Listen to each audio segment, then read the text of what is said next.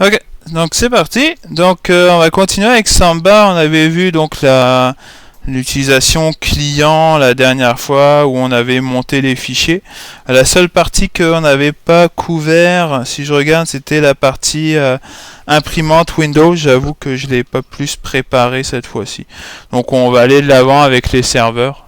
Puis de toute manière, j'avais pas grand chose. Peut-être qu'on pourra essayer de revenir dessus quand on aura fait le serveur, une imprimante. Ouais, c'est ça, sur lui-même, avec les mêmes outils. Bon, en tout cas, on verra là, comment on va travailler là-dessus. Là. Je suis pas encore certain. Est-ce que c'est plus dur de préparer ça dans le train? Tester une imprimante Windows, je suis obligé de faire des choix et des limitations là. Donc voilà. Donc on va commencer donc le Samba au niveau serveur. Ce qu'on va vouloir voir, c'est comment partager des fichiers avec le Windows, et on va essayer de le faire de manière sécuritaire. Donc on va jouer aussi avec les permissions, les différents niveaux de permissions dans Samba au niveau du file system, et on va aussi voir, on va revenir un petit peu sur l'historique, donc comment créer des usagers pour Samba, pour créer des usagers tout court qui seront utilisables par Samba. On va voir comment faire des petits scripts, juste pour se rappeler un petit peu, parce qu'avec le congé parental, on a un petit peu moins pratiqué. J'imagine que vous avez tous utilisé votre Linux chez vous, mais bon, peut-être un petit peu moins que quand on avait les formations régulières. Samba, ça vient avec plusieurs processus. On fait plusieurs logiciels qui sont utilisés. Donc il y a le SMB. SMBD, donc le D pour daemon, donc un service sous Linux c'est un daemon, donc c'est pour ça qu'il y a le D. Donc SMB qui va nous permettre de faire tout ce qui est le système de partage et d'authentification des utilisateurs. Donc c'est vraiment lui qui est le process principal au niveau du Samba, celui qui fait la majorité de la tâche. C'est lui aussi qui va écouter sur les ports TCP 139 et 445. Donc c'est vraiment lui qui fait le gros du travail au niveau du système Samba. NMB, c'est un petit peu le système DNS de Windows, donc le NetBIOS, moins utilisé maintenant, mais qui est encore conservé pour des questions de compatibilité antérieure. Donc on le retrouve, la version qui a été mise pour Samba, donc NMB D encore pour avoir le système de démo. Maintenant, en plus, c'est bien parce que le NetBIOS passe en TCP et en UDP, donc il utilise le protocole Internet convenable. Donc on peut l'utiliser, c'est plus juste du broadcast. En parlant de ça, le serveur Samba peut être le serveur élu dans le workgroup, dans le workgroup Windows. Il peut s'élire comme quoi c'est moi qui gère les noms. Parce que c'est une élection qui se fait à l'intérieur du réseau où il y a un broadcast, puis chacun dit c'est moi, puis il y en a un qui gagne là avec la sauce magique à la Microsoft là. Samba il peut faire partie de cette magie là aussi et fournir les noms sur le domaine. Bien entendu là on parle quand on n'est pas dans un système Active Directory là ou même le PDC, je pense qu'il y avait une élection à ce moment-là, mais je m'aventurerai pas à aller plus de l'avant là-dessus. Comme je dis ici, on fait vraiment utilisation du Samba Server pour une utilisation plus maison. Je ne couvre pas la partie Active Directory ou PDC de style NT4. Ça, on a décidé de le mettre de côté pour le moment. On pourra en discuter à un moment donné à qu'est-ce qu'on fait dans l'avenir. Est-ce qu'on prend le temps de faire ça ou est-ce qu'on voit d'autres logiciels ou d'autres systèmes d'administration? Là, on va s'en tenir déjà à cette utilisation, si on peut dire classique. Mais de toute manière, cette utilisation est la même après si on rajoute des fonctionnalités de style PDC ou Active Directory. Donc ça change plus ou moins grand chose. C'est juste la question où on va.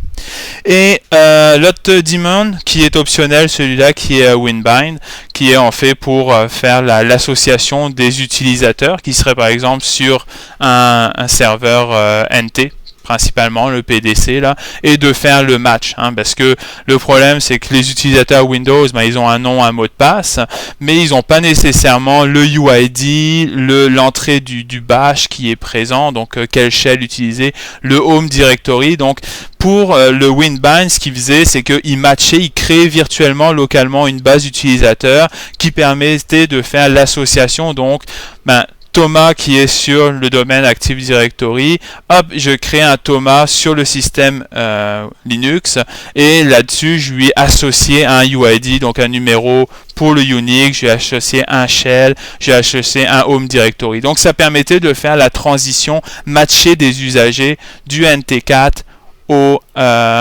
système Linux. C'est plus ou moins d'actualité parce que avec l'arrivée d'Active Directory, donc Windows 2000 et au-dessus, AD fournit un système LDAP. Donc maintenant, comme la configuration ici, qu'est-ce qu'on fait? C'est qu'on dit, on a rajouté dans le système Active Directory le schéma pour qu'on puisse rentrer dans AD le UID, le shell, le home directory de l'usager. Donc tout est conservé dans AD, et le client Linux va récupérer sa liste d'usagers sur l'Active Directory. Donc on n'utilise plus WinBind. Pourquoi on a décidé de l'enlever? L'avantage, c'est que ça nous fait une couche de moins en fait. Donc au lieu de créer une base virtuelle locale, tout est encore conservé dans une seule base qui est l'AD. Donc c'est pour ça que c'est vraiment optionnel maintenant. C'était obligatoire dans le cas des NT4.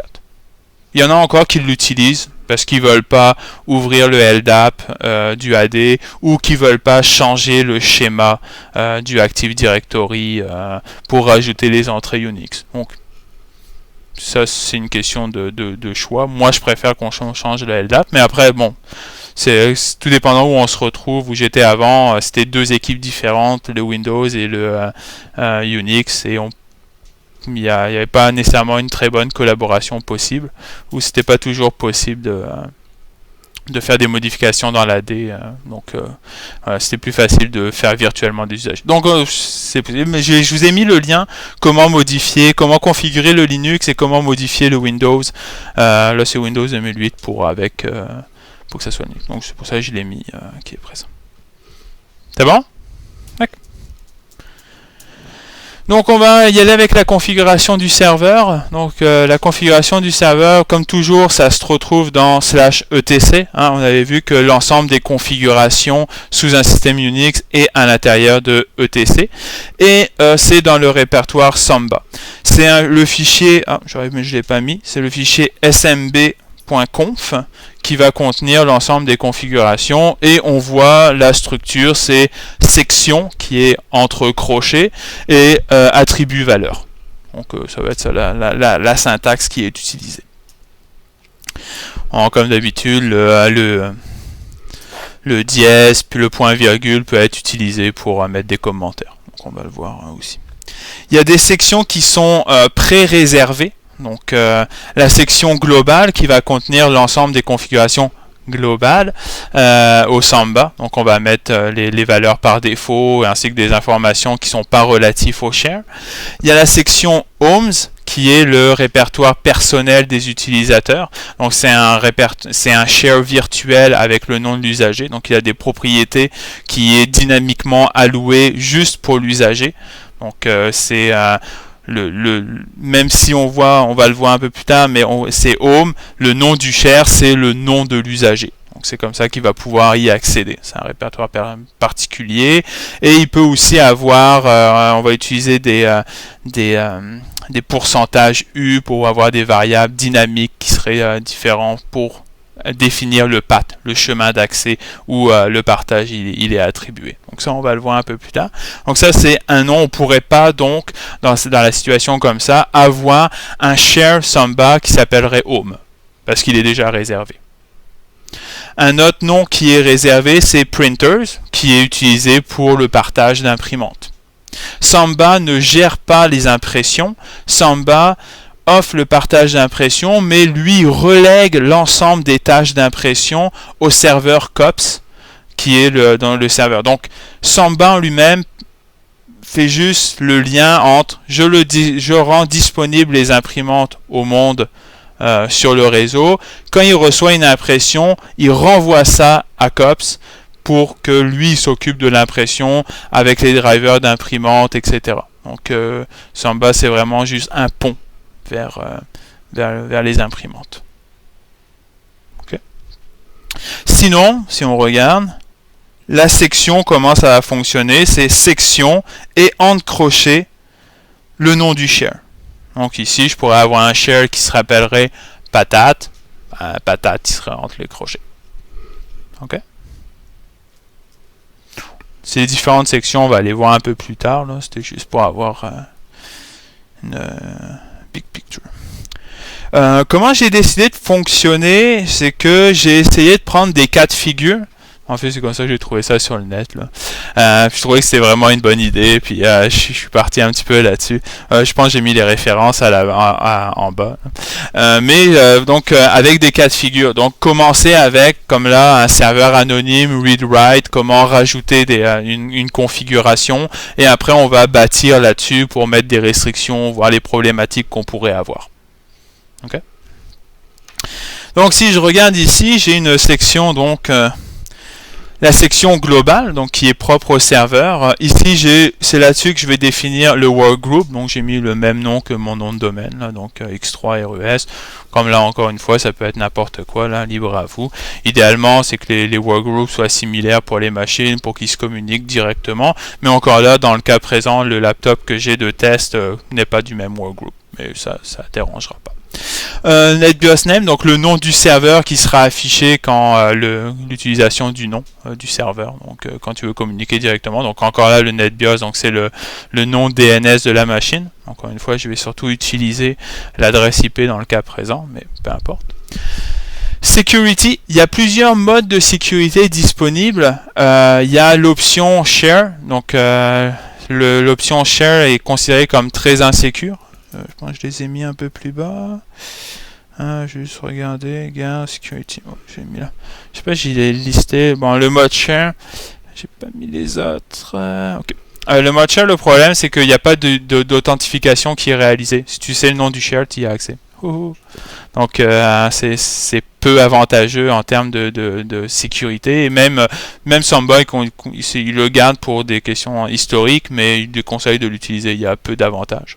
Donc, c'est sûr que moi, je vais toujours mettre user comme sécurité, quitte à ne pas mettre de restriction d'utilisateur. Je veux dire, tu mets comme quoi la sécurité est basée sur les noms d'usagers, mot de passe, mais tu peux mettre des shares comme le cas du public qui est ici, où peu importe qui y va, je laisse accès librement. Donc, mais au moins j'ai une sécurité plus grande, parce que si en haut au niveau de sécurité je mettais share, par la suite tous les shares qui seraient là ne pourront pas avoir d'authentification username password. Donc il y a peu de gains de l'avoir là. Oui. C'est que ça. J'ai remarqué des fois quand tu mets guest, guest OK il est pas là. Ouais. Puis t'as quand même accès au share. Est-ce que c'est parce que Si le guest OK il est pas là, généralement c'est qu'il y a le public qui est là. Si le public il est pas là, peut-être que la configuration elle est plus haute. c'est ça comment je vois. Est-ce que c'est parce que ce serait genre security serait un share qui laisserait passer? Oui, effectivement. Oui, t'as tout à fait raison. Ouais, ça c'est l'autre chose. Oui, que si le guest OK ou le public, ou même dans la section globale, je pourrais définir donc ici ou peu importe là, je pourrais prendre le public et le mettre à l'intérieur de la section globale. Donc, à ce moment-là, ça serait public à yes, tous les shares héritent des paramètres qui ont été définis à l'intérieur du global. Donc, le global est très important parce que c'est global à la configuration et après, dans chaque share, tu peux redéfinir les valeurs. Ok. D'ailleurs, parlant du guest, ici, quand on rentre en tant qu'utilisateur guest, donc sans auto-authentification, il va matcher ce guest account à un utilisateur local, qui est dans le cas présent nobody, qui n'a pas de droit. Donc ça permet de faire un match. Il y a quelqu'un qui se connecte. C'est sûr qu'il va vouloir accéder à des fichiers sur le file system. Ça, si. Donc là, après, comment je le fais? Je peux pas juste dire c'est pas un usager qui n'existe pas. Il faut quand même le matcher avec quelque chose. Donc là, je le match avec l'usager nobody sur le système. Cet usager-là, il est créé sur l'ensemble des Linux. Tu as toujours un nobody qui existe et généralement, il fait partie du groupe nogroup. Okay, il est toujours présent et comme si vous faites une recherche, là, vous voyez qu'il n'y a jamais fichiers qui appartiennent à nobody, là. On le fait pas, là, parce que c'est utilisé pour ne pas donner de droit, c'est pour une personne qui n'est pas authentifiée. Donc c'est comme ça que le système fonctionne sous Linux, généralement.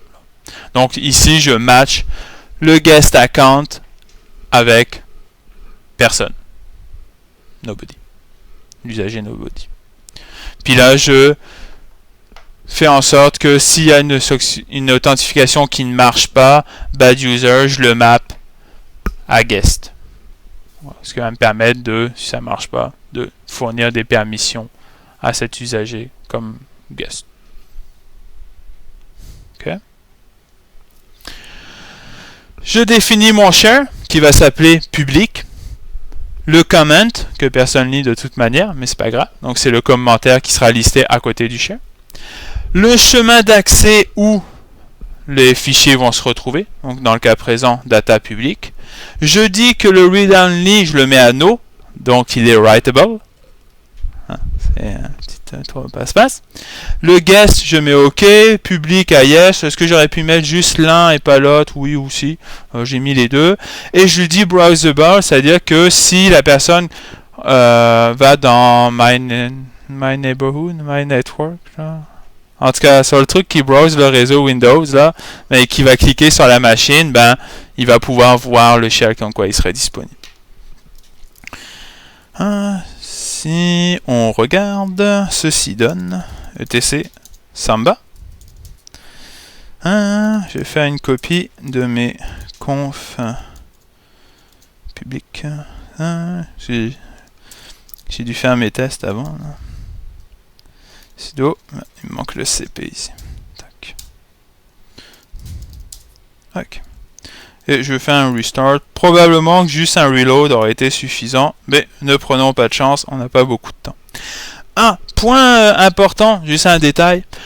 Si vous êtes en production, que vous utilisez, donc là c'est pas trop grave, vous êtes chez vous, s'il y a une erreur, on s'en fout. Là. Je veux dire, pire c'est l'enfant, la femme qui va dire hey, ça marche pas, comment ça se fait, qu'est-ce que t'as foutu?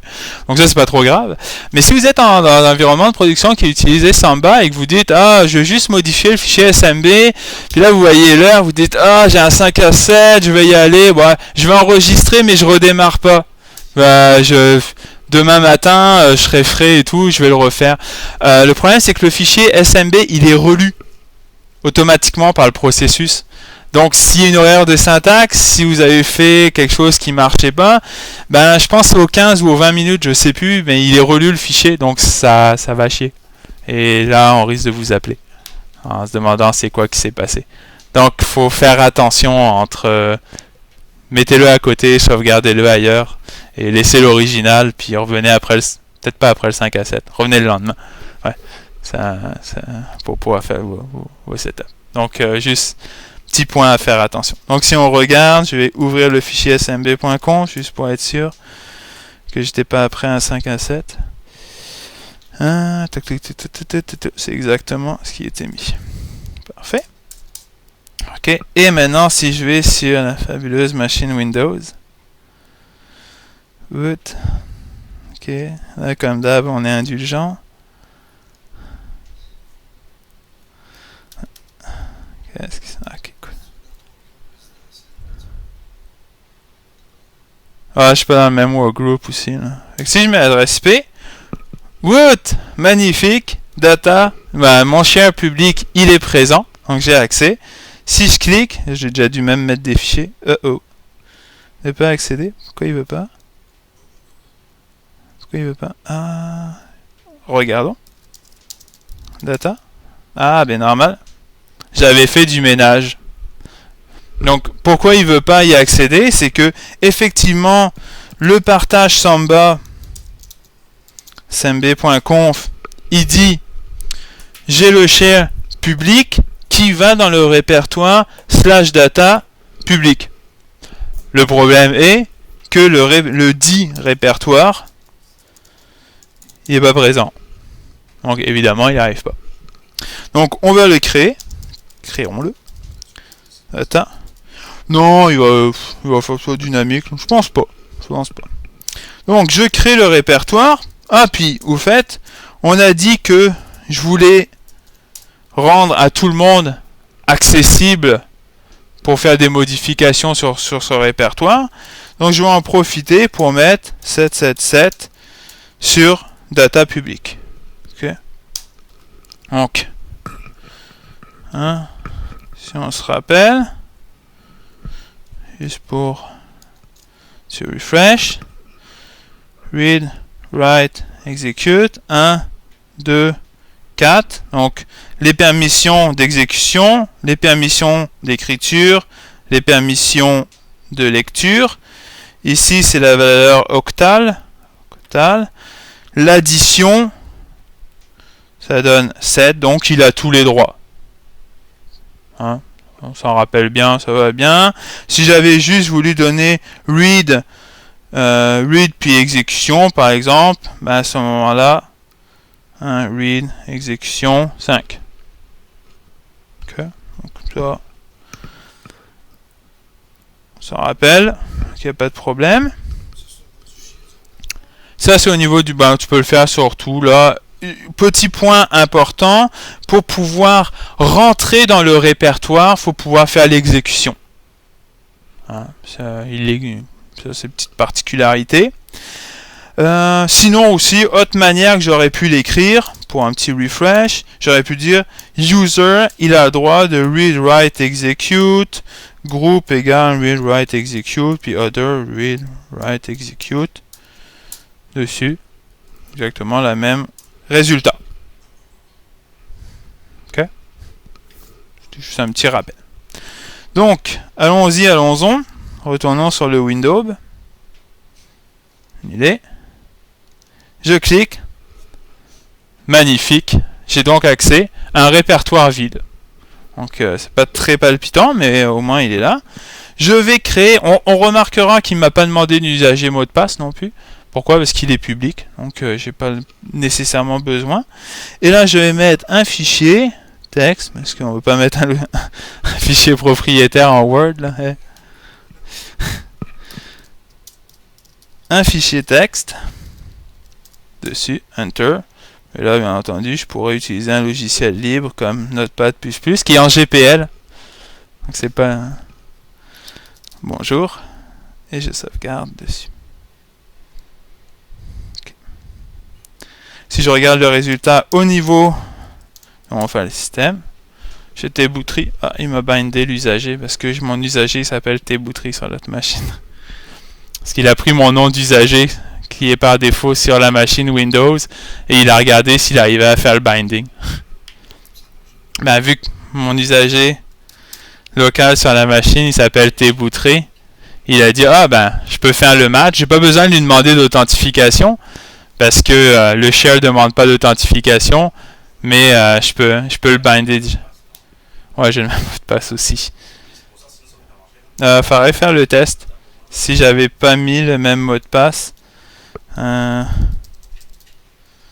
vais mettre... Ah, mais là c'est chiant parce que Windows il l'a mis en cache. Là, faut que je me délogue, je me relogue pour... On fera le test plus tard. Mais ouais, effectivement, s'il n'y avait pas mis le... C'est juste une machine de test, hein, fait que les mots de passe sont pas très... évolués. Mais attends, si je... Non, je peux... J'ai pas d'autres usagers. Là, il y a juste toi qui a les droits de... Sur le nouveau fichier, effectivement, actuellement, si on regarde... Bah oui, on le voit ici.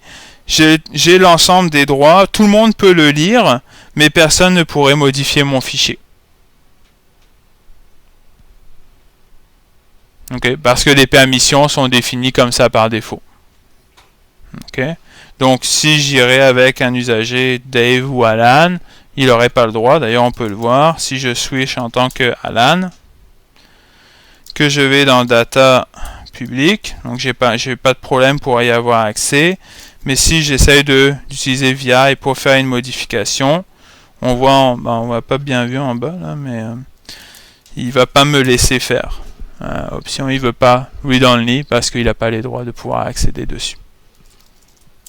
Okay.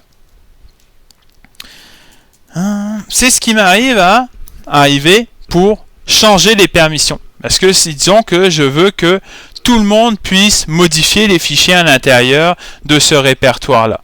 je pourrais même faire en sorte de forcer que ça soit un utilisateur défini qui écrit. Donc, j'arrive en tant que Tebutri, mais je veux que l'ensemble des fichiers, quand ils sont déposés, appartiennent à un usager X. Un usager de backup, par exemple. Donc, j'ai un répertoire qui pourrait être utilisé que pour les backups. Quand il dépose, tac, Samba, lui, il arrive, il mettrait. Donc, qu'est-ce qui va se passer? Ah, pas le bon mot de passe. Ah, ouais, on a bien vu mon mot de passe. C'est cool. On fera pause sur la vidéo pour mieux le voir. Hop, donc là, j'ai mon laptop Windows qui essaye de se connecter. Le Samba, il prend la requête. Et quand il va arriver pour écrire dans data public, lui, il va changer le user et il va changer les permissions. Okay. Donc, c'est Samba qui va faire cette opération. Samba, il peut le faire parce que lui, il roule en tant qu'administrateur sur la machine. Donc, lui, il a le droit de faire de la manipulation comme ça, qui va me permettre que tout le monde puisse, par exemple, éditer des fichiers. Comme dans le public, ça va vraiment se donner un répertoire full access. Peu importe qui met les fichiers, tout le monde va pouvoir les modifier. Okay. Pour ce faire... Ah, j'ai pas modifié. En fait, c'est pas bon ici. Excusez, il va falloir que je modifie.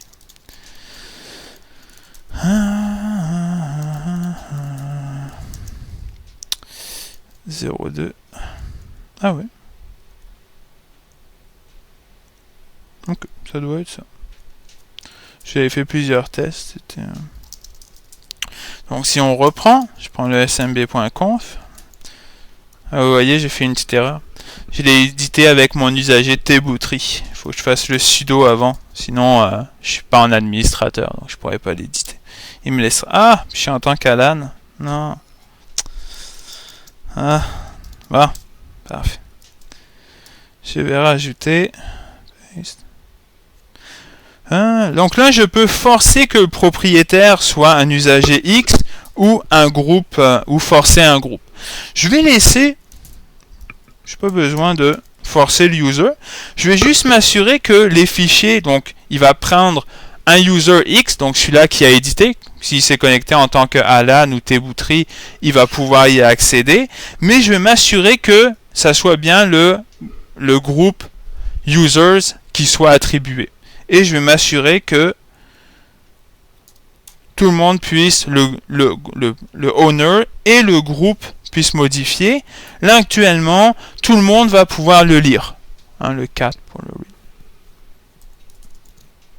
Si je regarde, si je fais un getEnt group users, pour avoir la liste des utilisateurs membres du groupe users, je n'ai pas grand monde en fait. Oh oui, il est là. getEnt password cap 100. Ah, c'est que c'est le UID par défaut, comme pour John, c'est le groupe primaire, c'est pour ça que je vois ils sont pas mis en groupe secondaire. Dave, Chuck, ils sont tous users comme groupe primaire, donc c'est pour ça qu'on le voyait pas. Je vais faire le restart. Et là, je vais remettre un fichier. Nouveau. Fichier. Un fichier. Avec force groupe. Voilà. Et si je regarde les permissions, c'est là que tu espères toujours que ça marche parce que... Yeah! Ça marche, magnifique. C'est toujours un doute hein, quand même, tu te dis, la démo, ça serait bien que ça marche. Donc si on regarde, on voit bien que effectivement un fichier il est là, et là tous les membres du groupe users vont pouvoir faire des modifications sur le fichier, parce qu'ils ont le right. Donc si je reprends mon Alan, maintenant il peut faire un écho Toto dans le fichier data public. Donc data public, fichier texte, force, avec force. Paf. Et maintenant, il a pu écrire sans problème à l'intérieur. Donc ça me permet de manipuler mes permissions comme ça avant que ça arrive sur le file system. De forcer les utilisateurs. Okay. Dans quel cas je vais retrouver ça? C'est j'ai un répertoire qui appartient à, par exemple au marketing ou au comptable. Je vais vouloir que quand les gens mettent des fichiers, le groupe, les fichiers qui seront déposés appartiennent bien aux personnes de la comptabilité ou du marketing. Okay. C'est une différence pour que au niveau du système Windows, vous allez utiliser les permissions avec les ACL pour faire de l'héritage des permissions avec le répertoire parent. Okay. C'est possible sous Linux avec le système d'ACL aussi. Ici, on n'a pas du tout mis les permissions, on a uniquement conservé les permissions POSIX, donc sans la possibilité d'héritage de permissions. Donc là, on est vraiment au POSIX. C'est possible d'activer les ACL au niveau du système Linux et de se retrouver avec exactement les mêmes fonctionnalités qu'on se retrouve avec le Windows, avec l'héritage des permissions. Là, je ne l'ai pas couvert. On pourrait le faire après si vous voulez. Ça, on va en discuter, là, il n'y a pas de problème. Là. C'est plus de gestion. Mais ça règle beaucoup de problèmes au niveau des permissions parce que là, on peut donner uniquement comme sous Windows, c'est-à-dire ce fichier-là, c'est pour tel user ont le droit d'écrire. Parce que là, aujourd'hui, avec le système, comment je l'ai montré, il y a juste 3 niveaux. Il y a le owner qui a le droit, il y a le groupe, puis les autres. Si je veux avoir 2 personnes qui travaillent sur le même fichier, ils sont obligatoirement obligés d'être membres du même groupe. Ce qui n'est pas toujours évident quand tu as juste une personne qui est là, qui doit travailler juste sur, je sais pas moi, un projet de R&D, puis il faut juste qu'il travaille sur un fichier du marketing. Qu'est-ce que tu fais? Tu vas pas le mettre dans le groupe du marketing parce que ça lui donne trop de droits sur l'ensemble des fichiers. Fait que là, tu es obligé d'utiliser un troisième groupe temporaire, un deuxième groupe temporaire qui donne juste où tu mets les 2 personnes dedans. Ça devient vite assez compliqué. Non, c'est au niveau du file system, ça. Là, c'est au niveau du share, ouais. En dessous. Ouais.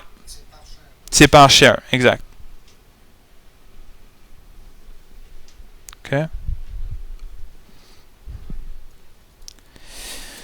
Ça, c'était le truc. Okay. Donc, des questions?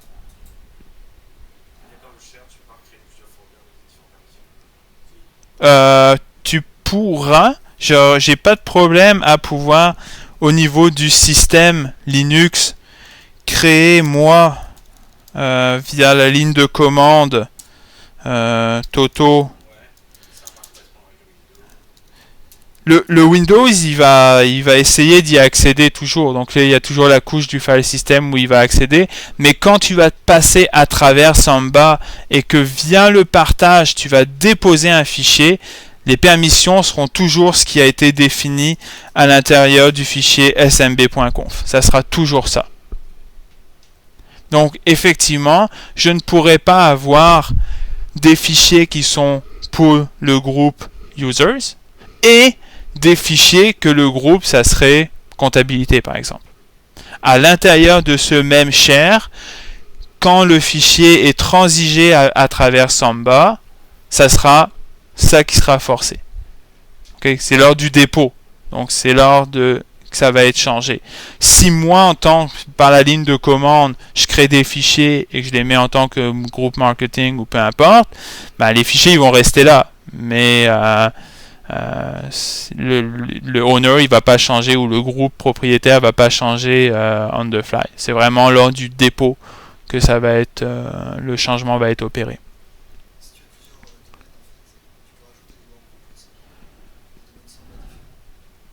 Si j'ai plusieurs, non, une machine fait juste partie d'un workgroup là. Je peux pas avoir.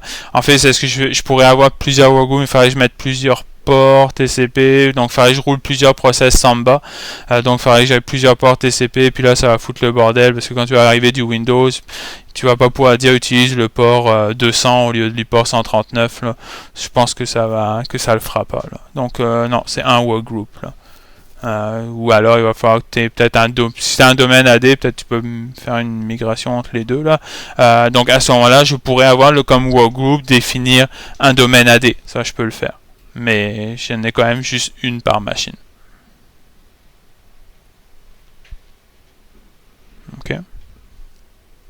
Si tu voulais avoir plusieurs groupes là, à l'intérieur du même share, puis avoir la flexibilité, là, il faudrait obligatoirement utiliser les ACL sous Linux.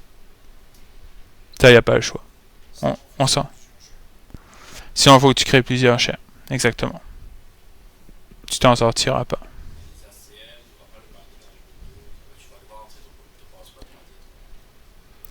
En fait, ça dépend. Tu vas pouvoir... Si la machine Linux allait binder avec l'AD, quand tu vas y aller accéder avec le share, donc que la machine, que le desktop et... Attends, je sais... Non, c'est pas le bon côté. Voilà, j'attends avant de faire le switch. Ok. Si ton laptop et ton serveur communiquent avec la même base d'utilisateur, donc que ça soit AD ou n'importe quel LDAP, que les deux ils sont là, quand le laptop va accéder au share, ici il pourrait définir en faisant right click et changer les ACL et il va s'appliquer à l'intérieur du Samba en passant par ton Windows. Ça marche super bien, on l'a fait dans plusieurs entreprises. Mais bien entendu, il faut que les deux soient en mesure de communiquer avec la même base d'utilisateurs. C'est pour ça que tu es obligé d'avoir un AD ou un LDAP sur lequel s'accoter là. Parce que si tu donnes les permissions à, je sais pas moi, Bastien, ben il faut que les deux ils sachent c'est qui Bastien, c'est quel. S'il y en a un, il dit ben Bastien c'est l'usager 1000, puis l'autre il dit ben c'est un autre usager, ça va pas le faire. Mais à ce moment-là, tu es obligé quand même d'utiliser les ACL, même avec Linux. Là, tu n'auras pas le choix. Parce que c'est ça qui s'attend à définir au niveau du Windows. Il ne va pas définir des usagers POSIX.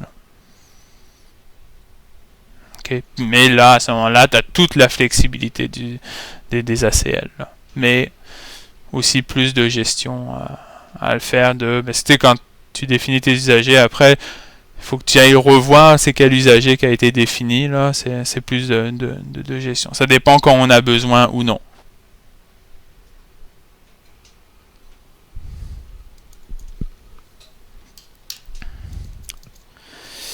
Ok. Donc ce que j'ai fait, c'est j'ai créé des utilisateurs. Donc j'ai créé plusieurs utilisateurs: Steve, Chuck, Jerry, Alan, Dave, John, Paul. L'ensemble des noms sont des développeurs, des prénoms des développeurs du kernel.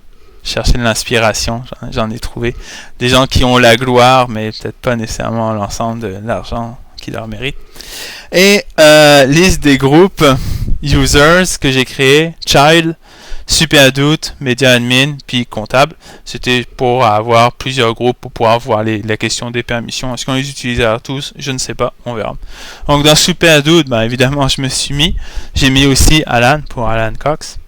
Les usagers, bon, l'ensemble, le child, Jerry, Media Admin, Chuck, Débouterie, qu'on va voir un peu plus tard. Ah, je l'avais mis ici. Ça, c'est l'ensemble des ID des utilisateurs. Je pourrais enlever ça. Pour pouvoir permettre l'accès à un utilisateur du Samba sur le share, il va falloir utiliser la commande smb password. Okay. Pourquoi? Là, on avait vu que pour définir un mot de passe sous Linux, c'était la commande psswd. Donc si je fais ça, il va me demander mon mot de passe courant et je peux lui définir mon nouveau mot de passe. Ok? Oups. Ouais, il n'a pas changé, je sais qu'il n'a pas changé. J'ai pas envie de changer non plus. Ok, bon, merci. Mais quand on veut donner l'accès à un share Samba, il faut utiliser la commande smb password pour définir le mot de passe. Okay? Ah, vous allez me dire, mais là, je l'ai fait pour avec password, donc il a bien le mot de passe de stocker quelque part. Pourquoi il me casse les couilles à me redemander un nouveau mot de passe pour là? C'est parce que le système Samba, quand le client Windows il essaye de se connecter, il lui envoie pas le mot de passe en clair de savoir comment. Lui, il check 2 mots de passe chiffrés. Hein? Donc si on regarde d'ailleurs à l'intérieur, le mot de passe sous Linux, je vais juste prendre le mien, grep tboutry. C'est ça le mot de passe que lui il a stocké. Le problème c'est que le mode de chiffrement que Linux il a utilisé, puis le mode de chiffrement que Samba il utilise, ben c'est pas le même. Donc il peut pas comparer 2 mots de passe chiffrés, ben c'est sûr que ça marche pas. Donc on est obligé d'utiliser une autre commande qui est le smb password, qui lui va le chiffrer à la sauce Samba. Je pense que c'est dans var lib Samba.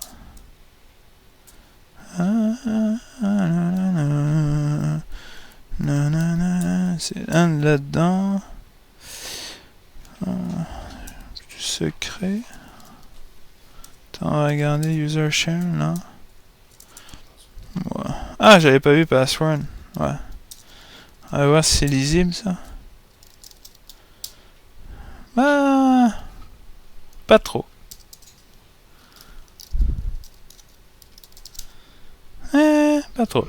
Ok. Bon, on peut pas le voir là. Facilement. Dommage, j'étais pas sûr si on pouvait le voir. Mais ça serait là-dedans que le mot de passe il serait conservé. Donc ce qui va lui permettre de faire la comparaison. À l'intérieur du fichier global, ah je l'ai pas mis ici. J'ai-tu mis? Non. Man smb.conf. On peut lui dire que quand tu utilises la commande smb password, de synchroniser les deux. Quand on va utiliser smb password, ça va le synchroniser aussi avec, là j'ai LDAP sync, avec le fichier local. Hein? Ah, ben on peut le mettre dans le fichier de configuration. Password. Sync. Unix password sync, yes. If Unix password sync. Donc là, ça va permettre de s'assurer que les deux, ils sont synchrones. Donc tu en utilises un, tu utilises smb password, puis hop, il modifie aussi le fichier à l'intérieur de Shadow dans le fichier Unix. Donc au lieu d'utiliser 2 commandes, mais en même temps, l'avantage, c'est que ça pourrait même permettre d'avoir 2 mots de passe différents quand tu es dans un logiciel privatif, puis quand tu es sur ton Linux. Donc, mais vraiment, la raison, c'est pas juste pour séparer les deux, c'est vraiment une question de chiffrement. Donc, c'est pas juste un power trip. Là. Pas cette fois-ci. Ok. Donc là, il est 45. Ouais, on va accélérer. Parfait. Donc, au niveau du répertoire personnel, ça va me permettre de faire une limitation et le répertoire qui va être défini, ça va être le home de l'utilisateur. Donc, ça veut dire que chaque utilisateur qui ont un usager sur le système Samba vont avoir accès à ce share qui serait disponible. Hein, l'équivalent de MyDocument qui pourrait être dedans, là, ou peu importe ce qui va être à l'intérieur. Ici, donc, j'utilise le type de share Home qu'on avait vu un peu plus tôt, qui est un share spécial, donc une section spéciale où je mets un commentaire. Je dis qu'il faut que ce soit un usager valide, et ici j'utilise une macro pourcentage %S pour dire c'est l'usager qui a été fourni lors de la tentative d'authentification. Donc c'est le username fourni. Je dis comme quoi ce n'est pas read-only, donc writable, et je dis qu'on ne peut pas browser le share. Pourquoi? Parce que si je permets que ça soit browsé, je vais pouvoir voir l'ensemble des shares avec le nom des utilisateurs. Donc je verrai un share pour Dave, un share pour Alan, un share pour Jerry, un share pour tboutry. Donc je verrai l'ensemble des shares disponibles pour chacun des usagers. Donc il me reste juste à trouver le mot de passe. Donc c'est pour ça qu'on met toujours ça à no pour s'assurer que ce n'est pas visible. Donc si on regarde, cp de conf s sur 02 smb.conf sudo, je restarte le service. Parfait. Donc si on regarde, donc bah, j'ai laissé mon public, moi j'ai même log, et là j'ai le répertoire personnel qui est présent. Et si j'y vais, je retourne là, voilà, on le voit le mien parce que c'est mon user, Tebutri, et là j'ai l'ensemble de mes documents qui sont présents dans les vidéos que je fais ici. Donc ouais, c'est que c'est mon user en fait, et j'y suis déjà allé quand j'ai fait mes tests. C'est ça. Et si on regarde, en fait, lui, qu'est-ce qu'il a fait? C'est qu'il a pris l'information de mon user, Tebutri, il a dit, bon, le home directory de Tebutri, c'est home Tebutri, donc, par défaut, il me liste le share de mon home qui est disponible. Okay. Si je regarde pour Alan, son home, c'est home Alan, si on regarde, Alan, donc là, il a les répertoires par défaut. Si je vais ici, je vais mettre que je veux accéder au share. Oh, putain de... Alan, merci le clavier. Là, hop, il me demande un nom d'usager, mot de passe. Voilà. Je vais mettre son user. Et là, à ce moment-là, j'accède au share d'Alan. Maintenant, il va mettre disponible au niveau du browse. Ouais, là, il m'a enlevé Tebutri parce que j'ai un share qui est le home. Donc là, il a dynamiquement mis le share home pour maintenant Alan. Et qui va aider. Ok. Je vois pas les fichiers cachés. J'aime peut-être pas, je sais pas. Les fichiers avec un point, il aimait, hein. Personnaliser le dossier. Voilà. Ouais.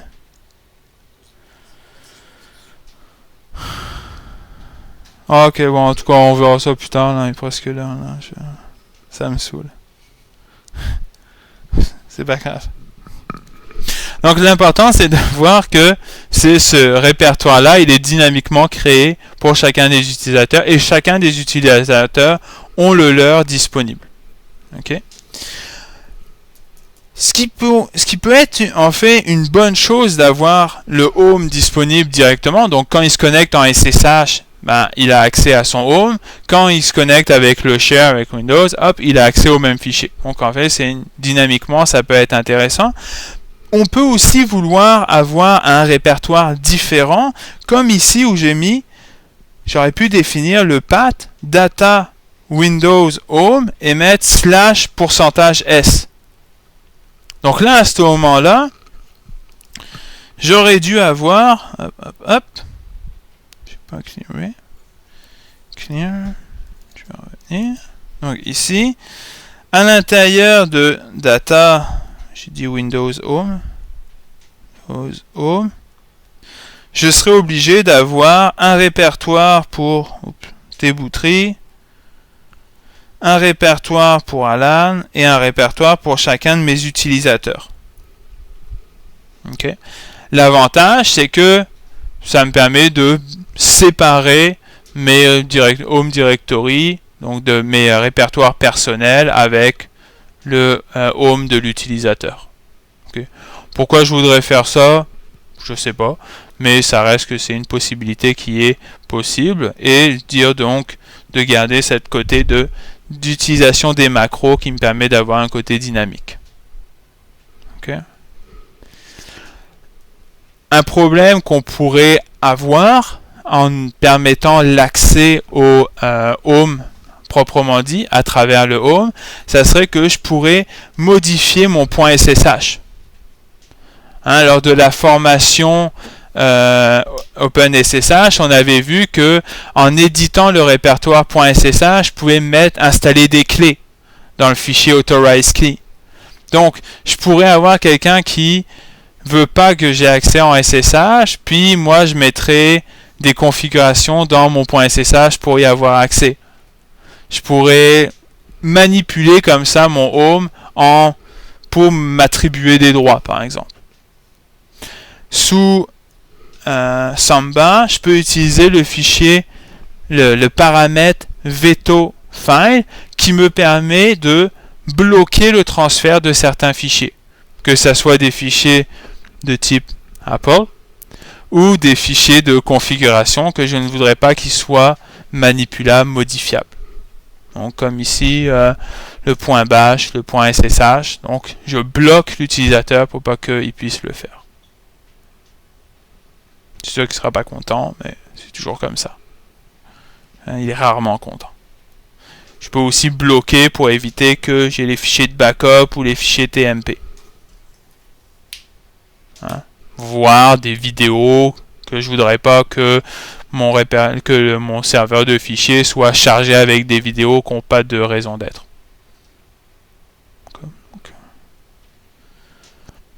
J'ai le détail du veto file. Des questions? Donc on arrêterait là. Ce qu'on ferait la prochaine fois, donc mardi prochain, c'est qu'on verrait les répertoires des machines. Donc là on a vu, je crée un share pour les utilisateurs. Donc chaque utilisateur a leur répertoire. Ici on va créer un répertoire pour les machines. Donc qu'est-ce qu'il pourrait contenir? Il pourrait contenir les drivers de cette machine. Il pourrait contenir, par exemple, les backups. Donc j'ai un script, un process qui roule sur la machine, qui se connecte au share avec le nom de la machine et hop, il dépose son backup à l'intérieur. Donc ça, c'est des utilisations que je verrai possibles. Donc c'est vraiment propre uniquement au nom de la machine qu'il aurait. C'est bon? Et voilà, c'est terminé.